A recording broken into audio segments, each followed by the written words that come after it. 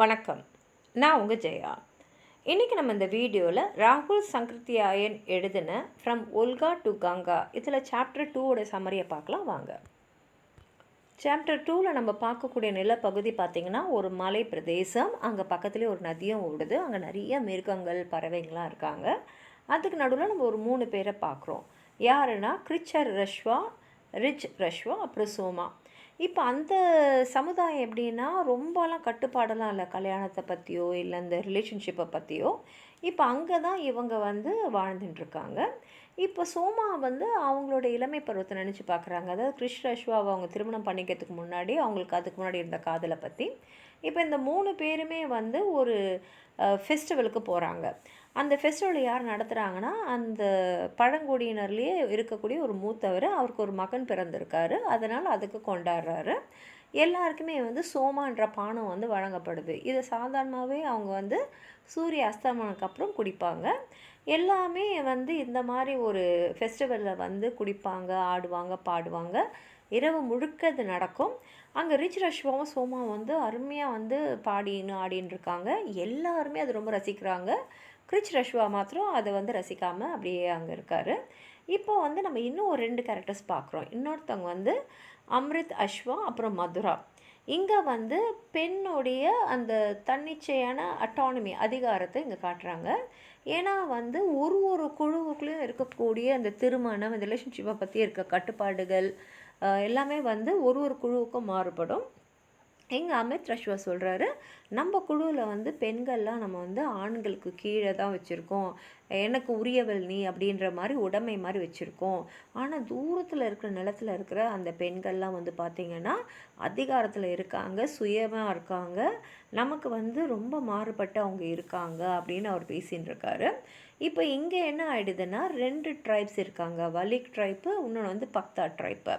இந்த வலிக் ட்ரைப் பக்தா ட்ரைப்பில் இருக்கிற பெண்களெல்லாம் தூக்கிட்டு போயிடுறாங்க. அது ஒரு கொடுமையான அனுபவம். ஆனால் மதுராவை அமிர்த் அஷவ் காப்பாற்றிடுறாரு. அது மாத்திரம் இல்லாமல் அவர் இருக்கிற குழுவில் பெண்களை ஆண்களுக்கு கீழே தான் வச்சுருப்பாங்க. ஆனால் இவருக்கு எப்படின்னா மதுராவை எனக்கு சமமாக என்னோடய பார்ட்னர் மாதிரி தான் நான் நடத்துவேன் அப்படின்னு சொல்லிட்டு அப்படி தான் மரியாதை கொடுத்து மதுரா வச்சுருக்காரு. அதே சமயத்தில் அவர் இந்த மாதிரி போர், அதுக்கப்புறம் மற்ற ட்ரைப்ஸோடு நடக்கிற சண்டையிலெல்லாம் முன்னாடி நின்று அவரோட வீரத்தை காட்டினதுனால அவரை அந்த குரு கேம்புக்கு தலைவராக்கிறாங்க.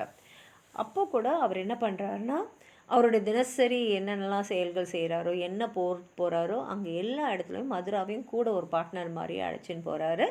இது அந்த சமுதாயத்தில் இப்போது திருப்பி ஏற்கனவே இருந்தது தான். இப்போ திருப்பி அவர் அந்த பெண்களுக்கான அதிகாரத்தை திருப்பி தராரு. இப்போ இங்கே என்ன ஆகிடுதுன்னா இவங்களும் ஒரு ஃபெஸ்டிவலில் இருக்கும்போது இந்த குருஸ் அவங்களோட ஆடு மாடெல்லாம் திருடின்னு போயிடுறாங்க. இது அமிர்த் அசோக்கு தெரிஞ்ச உடனே அவர் என்ன பண்ணுறாருன்னா எல்லா ஆண்கள் பெண்கள் எல்லாருமே சேர்த்து அவங்க என்ன சொல்கிறாங்க, திரும்பி என்ன பண்ணுறாங்கன்னா அவங்களெல்லாம் திருத்தின்னு போய் அவங்க திருடின்னு போன அந்த ஆடு மாடெல்லாம் திருப்பி எடுத்துகிட்டு வராங்க. இது ஒரு காலத்தில் பெண்கள் இந்த மாதிரி திருடின்னு எதாவது போனாங்கன்னா போய் அவங்களோட போர் செஞ்சு எடுத்துன்னு வர அந்த பழக்கம் இருந்தது.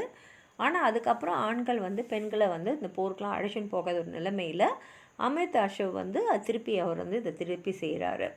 இப்போ என்ன ஆகிடுதுன்னா மதுராவும் அவரோடய சேர்ந்து சரிசமமாக எல்லாத்துலேயுமே அந்த மக்களையும் காப்பாற்றுறாங்க. அங்கே இருக்கிற மாடுங்களெல்லாம் காப்பாற்றிட்டுருக்காங்க. ஆனால் போக போக என்ன ஆகிடுதுன்னா அந்த குழுவில் இருக்கிற ஆண்கள்லாம் நிறைய பெண்களை திருமணம் பண்ணிக்கிற பழக்கத்தை கொண்டு வராங்க. அதனால் சமுதாயத்தோட அமைப்பில் பல மாற்றங்கள்லாம் வருது. இப்போ இந்த சாப்டர் முடியும் போது பார்த்திங்கன்னா பெண் ஆதிக்கத்தில் இருந்த சமுதாயம் இப்போ ஒரு ஆண் ஆதிக்க சமுதாயமாக மாறிக்கிட்டே இருக்குது. புது புது பழக்க வழக்கங்கள்லாம் கொண்டு வராங்க.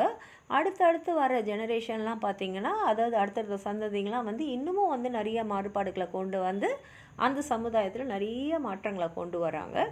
இந்த சாப்டரில் முக்கியமாக நம்ம பார்த்த தீம்ஸ் என்னென்னு பார்த்திங்கன்னா காதல் இருக்குது, அட்டானமி இருக்குது, சமுதாய நெறிமுறைகள் இருக்குது, அதே மாதிரி அதிகாரத்துக்கு நடக்கிற அந்த சண்டையும் இருக்குது. இது கூடவே சேர்ந்து அந்த கல்ச்சுரல் லேண்ட்ஸ்கேப் எப்படி மாறிக்கிட்டே வருது அப்படின்றதையும் இந்த சாப்டரில் காமிச்சிருக்காங்க. உங்களுக்கு ஏதாவது சொல்லணும்னு நினச்சிங்கன்னா கீழே இருக்கிற கமெண்ட் பாக்ஸில் எழுதுங்க. இந்த வீடியோவை லைக் பண்ணுங்கள், உங்கள் ஃப்ரெண்ட்ஸோடு ஷேர் பண்ணுங்கள். சப்ஸ்கிரைப் பண்ணாதவங்களாம் ப்ளீஸ் சப்ஸ்கிரைப் பண்ணி சப்போர்ட் பண்ணுங்கள். நன்றி.